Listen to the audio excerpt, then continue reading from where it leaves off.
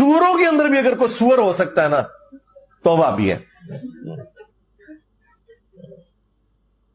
और मैंने कई बार लतीफा सुनाया ना, दो औरतें लड़ रही थी, तो एक औरत ने दूसरी से कहा कि तेरे मूंछ सूर, उन्होंने कहा तेरे मूंछ वाबी।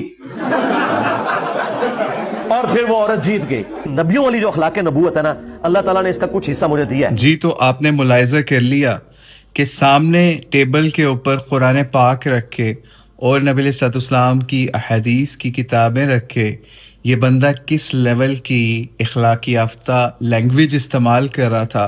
अब आप हमें बता दें कि क्या ये मुसलमानों का तरीका है, क्या ये नबी अलैहिस्सलाम का तरीका है? और फिर ये आपको कहेगा मेरे अंदर इखलाक नबवी है बहुत ज़्यादा। क्या ये इखलाक नबवी था जिसको आपने अभी मुलाहिजा किया? इससे ज़्यादा नेगेटिव ज़ुबान हो सकती है? ज़रूर बताइएगा।